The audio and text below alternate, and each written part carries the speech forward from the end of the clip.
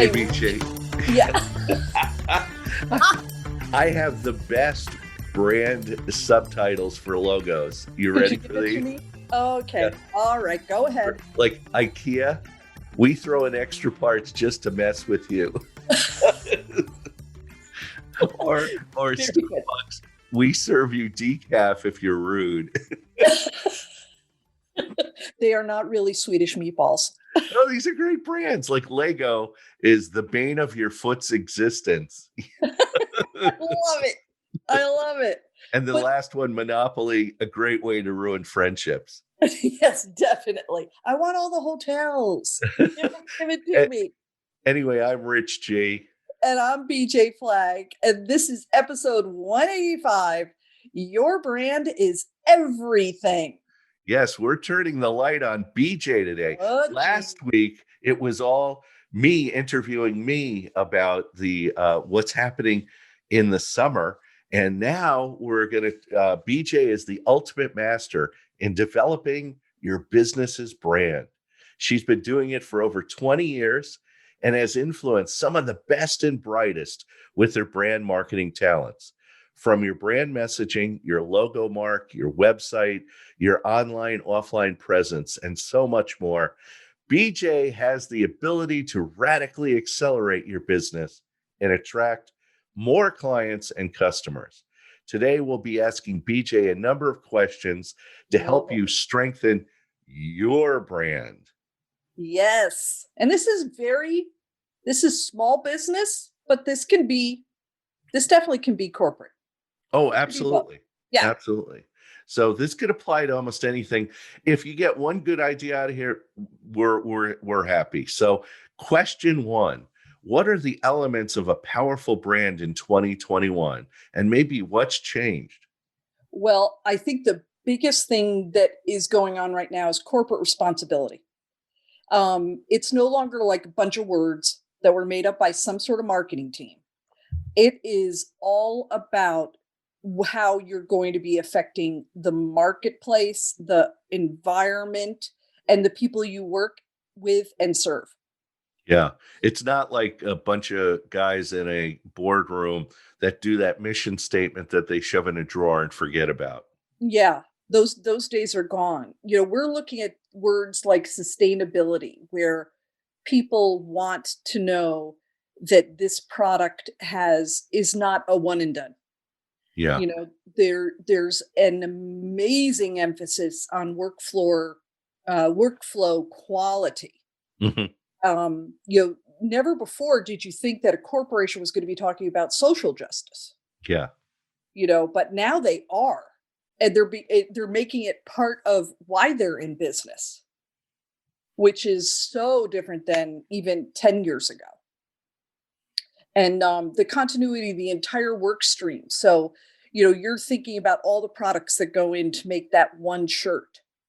And is everything along that chain understanding your concept of what diversity and inclusion is? Yeah, you're seeing it. People are the word I'm coming up with. People are becoming more perceptive, more picky. Um, they'll see that like a movie star, a personality is talking all about this charity or something. Yet the T-shirts are made in sweatshops, and they get in trouble for it. Right. And people are more perceptive today. It's much easier to get information. Oh, for sure. For sure. So they're not even starting the company until they've got this worked out, Yeah. which is very different. When you think of the larger companies are gigantic ships, and I'm not making any jokes having to do with the Suez Canal, Yes. but the, the concept that they need to now accept and do all these things, it's going Yeah. to be very hard for them. But a younger, more nimble company has the ability to make substantial change, which is wonderful. Cool. Yeah. So, question two, how do you fix repair a tarnished brand? Oh, we get this question so many times, Rich. What we really say to the people, the damage has been done. Now we need you to walk us back to right before the incident occurred. Hmm. That is the most, if there could have been one thing that I've learned in crisis planning management, is the concept of understanding that you are a successful company. Yeah. You do have things in place that help keep these things from happening, but there is probably an underlying issue that occurred that has been systemic, like something that's been going on in your business and you just did not want to deal with it. Yeah, it's usually I think you've hit the nail on the head. It usually starts at the top and it infects everyone else. It's Yeah. it's doing certain things certain way that gets them in trouble. Oh, yeah. And if you did have a crisis plan, everyone would be able to hit the ground running. The Yeah. transparency is key. And you would be able to have the issues would be laid out and everybody would know their job. You think about the customer service person who, the reaction that you would get at a Mitchell's clothing store, Hmm. where you bring back something where a seam came undone. And Mitchell's is like, no worries at all. We're going to take good care of you. We'll take care of that. We'll be able to deliver it to your house, bend over backwards, Yeah. as opposed to something like a cable company where you call, you're on line for 2 hours, they hang up on you, then you call again, another 2 hours. Yeah, they don't You really know, care. Well, yeah, and in the end, it's the cable box. it's like a plumber where they do the work, their workers do the work, and then suddenly there's a huge leak and the person's basement's full of water. Yeah, How do you yeah. handle that? Do you have something in place? You're not scrambling, calling your attorney, calling your insurance company. No, it's This a should all be real problem. listed. Yeah, and Right. and by the way, if you run a plumbing company, that's like probably the number one crisis point that you should map out. Oh my goodness. And how you deal with it. You comfort and validate what the person is doing. You do this, you do this, you do this, and then these people get involved. One of the trickiest thing that we see a lot of times when we go into a crisis management situation is that they don't want to use professionals. Yeah, No, I don't think we need an attorney yet. No, I think it's okay. And I'm yeah, like, oh my gosh, the first person that you want is the attorney. Because if they're on board, they already know all the good parts about you. yeah. They're gonna protect you. It's their job. Yeah. They're gonna tell you, okay, they already have the crisis plan in place in their head. This is what you need to do. Oh, yeah. Oh, This yeah. is It's well money spent. Just amazing, what we see, some people do. So I think that's about it. How do you fix the brand? It is every day just going back upward. You yeah, know, you don't harp on it. You don't you just keep moving, you keep relying on your amazing other brand, components, and mhm, over time it does go away. cool. Well, Yep. question 3 is, what are some solid actions our listeners can do to improve their brand? This is a great question. A lot of clients come to us and they don't have any slogan that Mm, kind of explains their ethos or their mission. You go to their website and there's a splashy picture, but it doesn't say anything. So you just gave away all that real estate and you're trying to get a person who might not be visual to understand a photograph and they don't get it. So really that slogan, that mission statement is really one of the first things that you got to work on.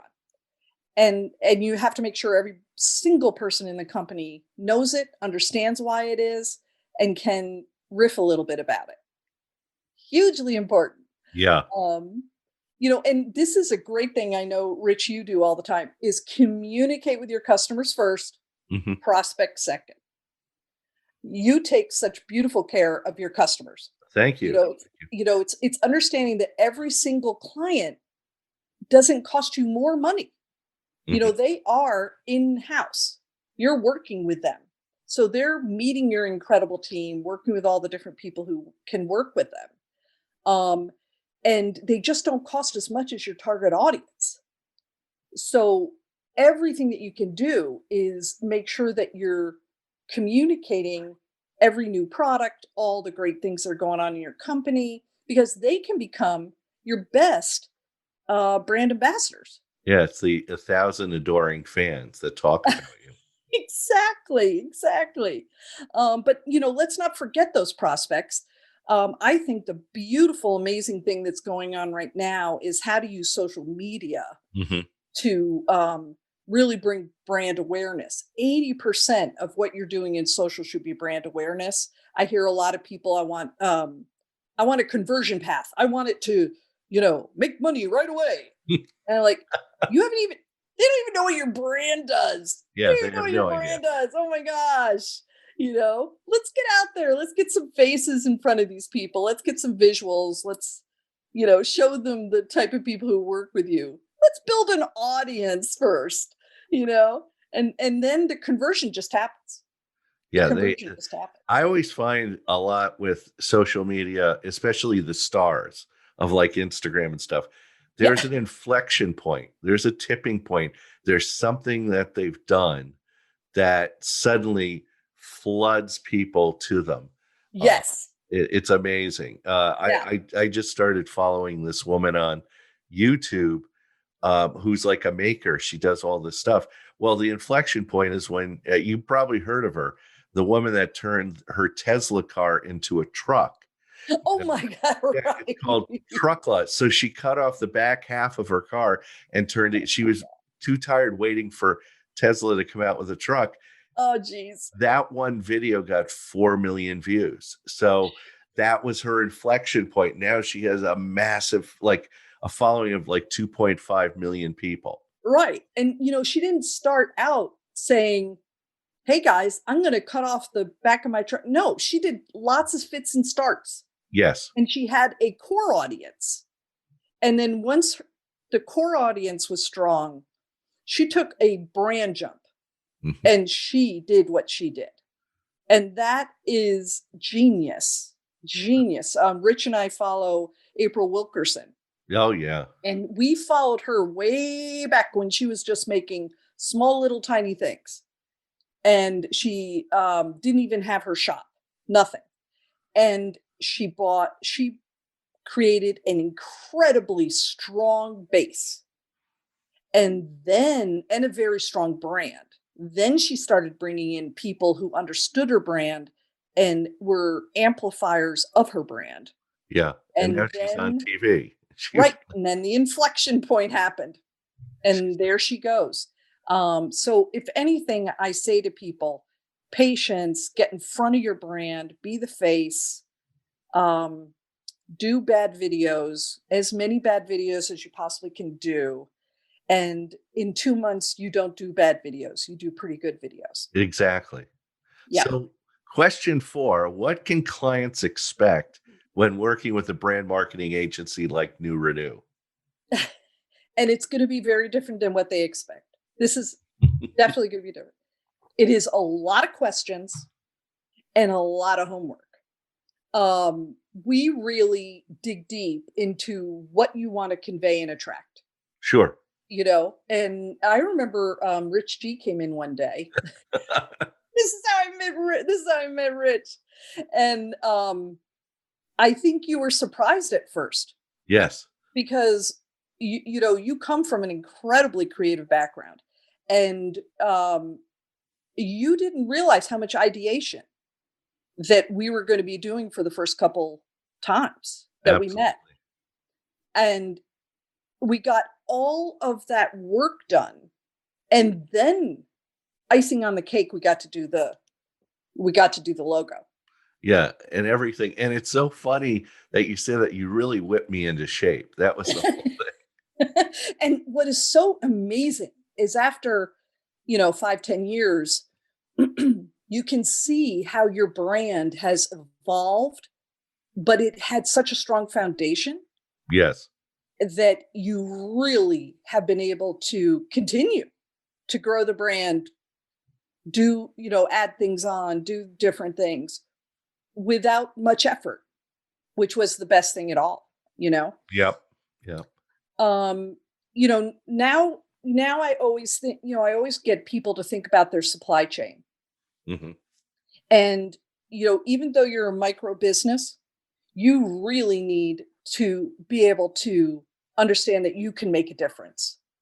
And what are those things that you could do that could really affect the environment, affect how, you know, uh, a certain product is made?